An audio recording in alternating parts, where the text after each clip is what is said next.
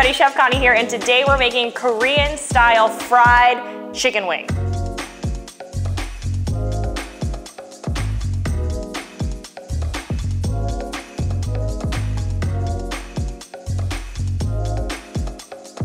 First things first, go ahead and put 2 quarts of either canola or vegetable oil in a large pot.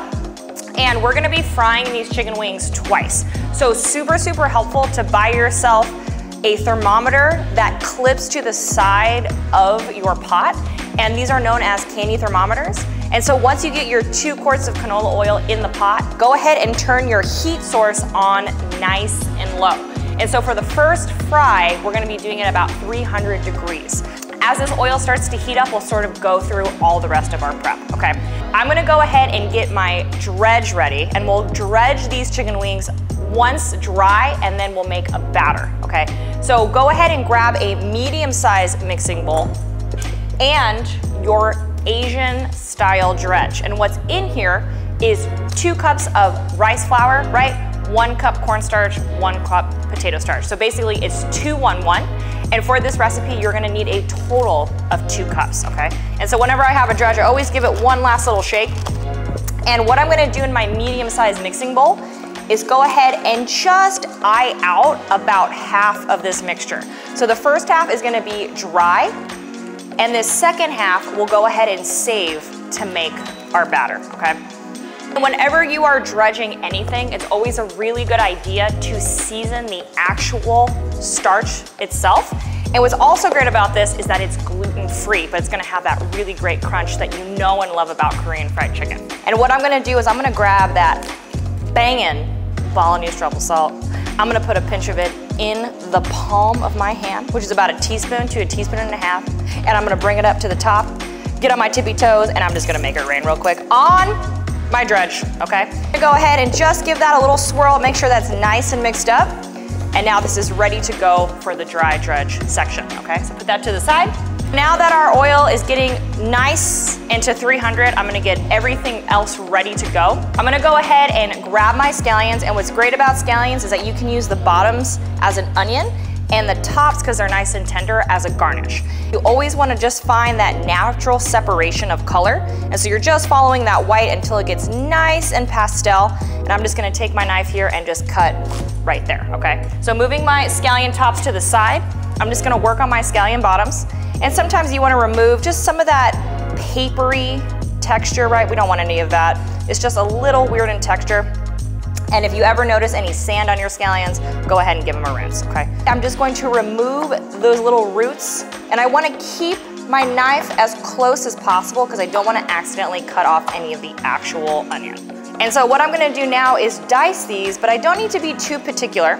And so all I'm going to do, because these are nice and thin, is either keeping my fingertips nice and curled, I'm just going to slice them right down the center. Or another way to do this is to hold that scallion between your index finger and your thumb and thread your knife like you're threading a needle. And that's just a really nice, safe way to cut something that's cylindrical in half. We don't need them to be perfect squares, right? And sometimes in fine dining, we do cut things into perfect squares, but there is a lot of food waste when you do that. So all I'm doing is I'm getting them nice and small and similar in size. And then utilizing the length of my board, I'm just gonna make a few little piles here. And so that way I'm not holding too much in my non-cutting hand. And I'm just gonna go ahead and slice across. And what I'll get is just a really nice sort of rough dice on those scallion bottoms. So I'm doing that nice rolling chop, making sure my fingertips are nice and curled. What we'll do is we'll saute these up into our sauce. And so you can see a little goes a long way with these scallions, but we have this beautiful small dice. Grab a nice large plate, and as I'm continuing to cut all of my little ingredients, I'll just kind of keep adding everything to that large mise en place plate. And so once we start making the sauce, everything is nice and together. All right, gathering all of my beautiful scallion dices. I'm gonna cut a few more things, and then we'll get our wings frying. And so I'm gonna go ahead and grab the ginger and that garlic, okay? What I'm gonna do is just mince these together because they're gonna go in the recipe at the same exact time. And so what I like to do whenever I mince two things together is I get both products the same size. Starting off with the garlic, what I'm gonna do is taking either the palm of my hand, I'm just gonna give it a very gentle smash. And what that's gonna do is just gonna help release that garlic clove from its skin, and you can just peel that baby right off. And then with this beautiful knob of ginger, you could absolutely use a vegetable peeler, but the problem with using vegetable peelers is that it really removes any of the actual piece of ginger that you want for your recipe. And so if you just take a metal spoon, right, and you really choke up on that top part, what you can do is you can just scrape off the skin. And so you can see the only thing you're truly wasting is just the skin, and you're not getting rid of any of the actual ginger. I'm gonna get both of these products the same size, and so I always wanna make sure that my pieces of garlic do not have any of that root, right, that fibrous little end, and so I'm gonna go ahead and just remove that. And then cutting the garlic lengthwise, I'm just gonna make nice little slivers. Once I have those slivers, I'll go ahead and turn them 90 degrees, rock my knife through them again, and I'll just get a really nice rough dice. And I'll do the same exact thing with the ginger. So bringing that knife on over to that little knob here, keeping my fingertips nice and tight. I'm gonna make nice, steady slivers, right? Ginger's a little more fibrous, so your knife may slip, but as long as you keep those fingers nice and tight, no worries, okay? Slice one direction, turn that 90 degrees, and get myself a nice rough dice. Now both of these products are the same size, so I'll combine them onto my cutting board, keeping my knife nice and choked, right? I'm just rocking through these, keeping my hands nice and flat above the blade. And what I'll do is I'll bring that plate over with my scallions, and just to sort of save on plateware to do less dishes at the end of the night, I'll just combine these, but I'll keep them nice and separated. Now we're gonna go ahead and grab the scallion tops. And so we're gonna use this as a garnish. And you can see, right, as we dice those scallions, a little goes a long way. So I'm just gonna take about half of these here. And what I'm gonna do is just sort of peel apart any of these combo greens, and so they're nice individualized tubes, if you will. And what we're gonna do is a little bit of a julienne to make nice threads. What I'm gonna do is angle my knife with the scallion in an acute triangle, okay? Finding that acute triangle with my scallion and my blade here, we're gonna do a quick geometry lesson. You're just gonna go ahead and keeping the angle of your blade and that scallion in an acute triangle, you're gonna slice across that scallion as close as you can, and you're just gonna get this really fun, interesting thread of scallion. And what it's gonna do is we're gonna crisp this up in a little bit of ice water, and that's just gonna make for a really nice scallion salad for some freshness on our wings.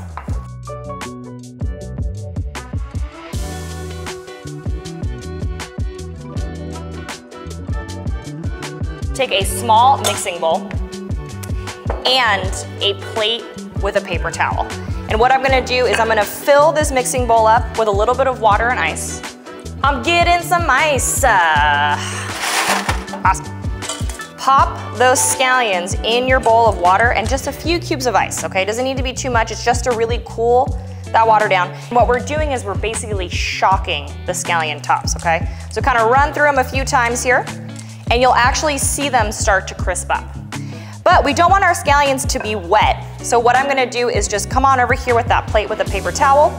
I'm just going to fish out these scallions and get as much of that water off as possible. And you can see within minutes, right? Nice and crispy. And so what we'll do is we'll just chill them in the fridge until we're ready to garnish our dish. Checking on my fryer oil here, and I'm trying to get 300 degrees. And so it's been nice and low, but if you feel like you need a little bit more heat because we are about to fry, go ahead and just turn that up a little bit because we're moments from getting that first round of frying it. But let's go ahead and make our crumble. And so what I'm gonna do is just take my towel and I'm gonna grab my mortar and pestle If you don't have a mortar and pestle, you can 100% use a food processor, or you can just chop these ingredients up. I'm gonna grab my peanuts, my mix of black and golden sesame, and my crispy shallots. And so what this is just 1 to 1 to 1, a quarter cup, and a quarter cup. And so the first thing I'm gonna add to this, and you can just throw all of this into your food processor and just pulse it a few times. But what I'm gonna do is just grab those peanuts and start with the peanuts first, and I'm just breaking them up because I don't want them to be completely small, but I do want them to be smaller so that I can sprinkle all over the fried chicken wings. Once you've gotten these nice and in pieces, right? You just wanna make sure you don't see anything whole, right? Just nice and in pieces here. Then I'm gonna go ahead and add my crispy shallots here.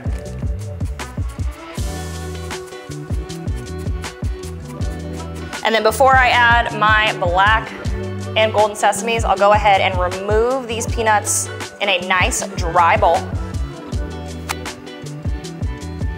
Whoop. Adding those sesame seed mix. And these sesames are awesome, right? They are roasted, right? The black ones are nice and roasted hard, and the goldens are just absolutely nutty and delicious. And I'm just rocking that beautiful molcajete through this, and I'm just getting them a little bit smaller. Grab just a little pinch of that Balinese truffle salt, and I'm gonna come on over here, give myself about a teaspoon to a teaspoon and a half. Boom. And then I'll go ahead and combine into my peanuts and black sesame. And you always wanna give that bowl a few little tosses here. Always give that a little taste. All of our garnishes are ready. Our oil has reached 300 degrees Fahrenheit, and so it is chicken frying time. So we have 2 beautiful pounds of Mary's chicken wings over here. And so what I'm gonna do is, utilizing the edge of the bag here, I'm just gonna open this baby up either with a pair of scissors or a knife, and I'm just gonna bring it on over to my sink, and I'm just gonna remove any of this excess liquid. A little bit of liquid is fine on the outside of the chicken wings because it is gonna help coat on that nice Asian dredge. So what I'm gonna do is just bring that over to my sink and just get as much of that liquid out as possible. I'm just gonna simply pop these chicken wings into that dredge. Boom, easy. If you're uncomfortable touching raw meat, you can absolutely use a pair of gloves, but I'm gonna go in with my clean hands here, and I'm just going to very gently coat the outside of this chicken. Either grabbing a large plate or sheet tray, I'm just gonna make sure that all of these just get a little dusted off, making sure that all sides are nice and dredged. Once you have your chicken on a plate or sheet tray beautifully coated, go ahead and take a minute and wash your hands. So the chicken wings have had their first initial dry dredge, and my oil is about 300 degrees, okay? And so before we drop the first batch of chicken wings in, and depending on your pot size, you may have to do this in about 2 batches, we're gonna go ahead and turn our heat nice and medium to medium high, because once we add the chicken to this oil, that chicken is gonna really cool that oil down, but we don't want it to be too hot. So this first initial fry is just to create that initial crunch. So you're not gonna see any real color, but you're just trying to encase the chicken within the dredge. And so whenever you're frying anything in batches, you always wanna make sure you have somewhere to land. And so I'm gonna land on a sheet tray with a cooling rack. That way that chicken can sort of drain off any of that excess oil from the fryer. If you don't have a rack like this, a bunch of paper towels on this on a plate as well will also work. And then to swoop up all of my chicken wings out of the oil, I'm gonna use a slotted spoon. What I'm gonna do is, taking a chicken wing at a time, I'm just gonna very gently land it into the pot. And I'm gonna try very hard to not overcrowd, okay? Don't overcrowd this baby, because if your chicken wings are on top of each other, they're not gonna get that nice coating. And so you can see I'm just gently placing a little bit of that chicken wing before I drop it in to avoid any splashing, okay? This is hot oil, please be careful. With a pot size like this, I'm gonna do 1 pound at a time, okay? So you can see nice even layer. And whenever you're doing this technique, don't touch the chicken wings for a minute, okay? They're doing their thing, they're coating, and we don't wanna interrupt that crunch. And so let this go for just a few minutes before you start moving them around. Now that I've let these set in the oil for just a minute, I'm gonna come on over here with that slotted spoon, and I'm just going to very gently underneath these move them around, okay? So I'm just very gently moving these around here. And we're still on that nice medium-high heat because you can see our oil has dropped in temperature quite a bit, but as long as you keep that heat on there, right, that nice medium to medium-high heat, you're good to go. This is what we're looking for on that first initial fry, okay? And so what I'm gonna do is very gently remove all of these chicken wings out of this pot, making sure I get as much oil off of them as possible. If you have another batch, right, give this oil just a few seconds here just to come back up to that 300 degrees while that second batch is going, either using a pair of tongs or just very gently moving these around so that way they're not on top of each other, okay? So I'm just very strategically keeping in mind, I've been cooking for 18 years, so I can take some heat on my fingers. If they're too hot, please use a pair of tongs or wear some gloves, okay? But you just wanna make sure that these all have some air between them, because what we're doing is we're going to cool these down in our fridge, and then we're also going to air dry them in the fridge as well. So putting them in the fridge in just a minute is gonna, one, stop the cooking process so we don't overcook our wings, because we are cooking these for a few minutes here, and also to get that outer layer. Into the fridge we go. While our oil is getting nice and to 350 degrees, right, we turn that baby up just to get that nice heat on that oil. And our chicken wings are in the fridge, and what they're doing is we are cooling them down ever so slightly, and we're also allowing that initial dredge to get nice and crispy. So while that's all going on, we're gonna go ahead and make our sauce. And so grabbing a medium-sized sauce pot, you're gonna go ahead and grab that 1/4 cup of sesame oil, okay? And sesame oil to me is really, really delicate, and you can cook with it, but just like you would with extra virgin olive oil, you wanna cook it really gently, okay? So coming on over here, I'm gonna pop that sesame oil in, and it's a good amount because it's not only gonna season up our sauce, but it's also going to soften up our ginger, garlic, and scallion bottoms that we diced, okay? So turning that on nice and low, we're gonna go ahead and just get this warm, okay? And so grabbing your handy dandy wooden spoon. Once you turn that heat on nice and low, you can absolutely grab that ginger, garlic, and scallion bottoms and slide them very gently right in, okay? What you're gonna do is just saute this up until everything starts to smell delicious. And you can see all of that ginger, garlic, and scallion is just absorbing that sesame oil, and it's smelling incredible. Once you start to see a slight change in color, and you're really smelling all those aromatics, go ahead and grab your Korean-style Asian-based sauce. And so what's in here is a little bit of gochujang, which is that Korean sweet chili paste, tamari, rice wine vinegar, you have a little bit of honey, and we've seasoned this all with just a little bit of ketchup and white pepper. White pepper is a little bit different than black pepper, it's a little more subtle. I'm gonna come on over here to my beautiful aromatics. And now I'm gonna change tools and I'm gonna grab the whisk, okay? So what I'll do here is I'll just bring all that over.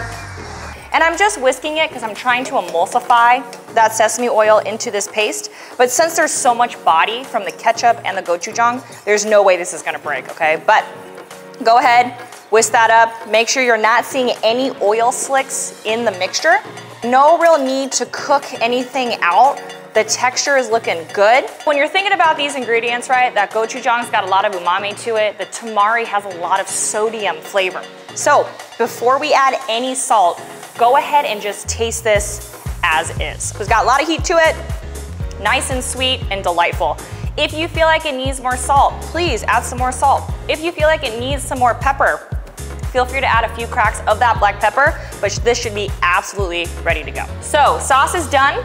Our oil is getting closer to 350 degrees Fahrenheit, okay? And we are about to go into our second set of frying. We're gonna go ahead and reutilizing this bowl. I'm gonna go ahead and just get rid of anything that I used, and I'm gonna grab that second half of that Asian style dredge. And I'm gonna go ahead and place that in the bowl, right? You have a couple options here. One, you can make your batter using just straight up water, Or what you can do is take a nice rice lager, right? Sapporo, Asahi, Opie, or any sort of lighter lager. And what you're gonna do is you're gonna crack that baby open. And utilizing that same whisk, you're gonna come on over here and just pour that beer until a batter forms, okay? And so you may use all of it, but you may not, okay? So very gently, just very slowly add in that beer because you don't wanna accidentally make this too thin, okay? And so what I like to do is just really get it nice and started here. And you can see I use about 3/4 of that beer and I'm already seeing that batter form. And so you really wanna be careful not to get this too thin, okay? So very, very slowly adding a little beer at a time, or you can do this with just straight up water. But the reason you wanna add beer, or if you're trying to go gluten-free, you can totally use seltzer water as well. That's totally acceptable. Here's what you're looking for. I would say this is the consistency of a very properly made pancake batter, okay? So you can see it's coating, but it's nice and thick, okay? Once you've used all your beer, don't forget, hydrate the chef, okay? Super important. Wet batter made. Oil, 350 degrees Fahrenheit. Our chicken has cooled down slightly and you can kind of feel that crust starting off, okay? So what I'm gonna do is I'm gonna set up myself a larger medium-sized mixing bowl. And so once this batter gets nice and crispy, I'll have somewhere to land. And then I'll also have that bowl so I can toss these wings in that sauce that we just made. So getting your landing zone right, especially when you're doing anything with hot oil, always make sure your assembly line makes sense, okay? Come on over to that batter. Either using a pair of tongs or just your fingers, you're gonna take a few chicken wings at a time here and really get them in that batter. And what I'm gonna do is I'm just going to let these drain off ever so slightly. And just like we did before, we're gonna put a little bit of that chicken wing in there and then very gently drop, okay? And so you can see one at a time, no problem.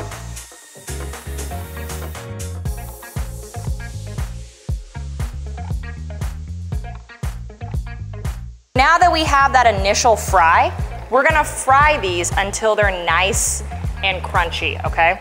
As the breading cooks, right, it's gonna sort of expand a little bit. And so you can see I'm putting a lot less in this batch than I did before. Look how crunchy these are getting. Oh my, okay? That beautiful tempura situation going on. And you're just gonna make sure nothing's sticking together. And that's it. And just allow these to fry. By the time we cook these chicken wings off, right, they would have been in the fryer for about 6 minutes. Final batch is coming out and I'm just getting as much oil off as possible, but you're gonna literally hear that crunch. And you're seeing just a little bit of color, right, a nice golden brown going on, but it's really about hearing that. That's extra crunchy.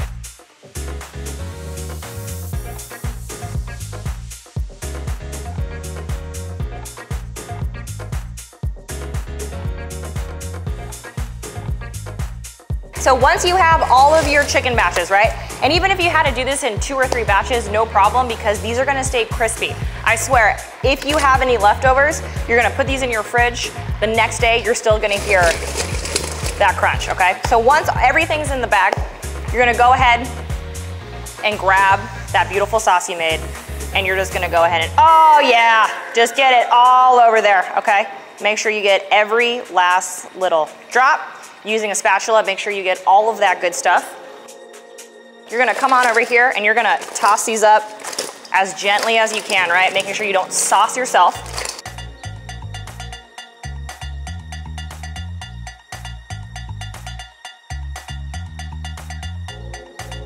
So, I'm sorry, but yas, okay? Yas, yas.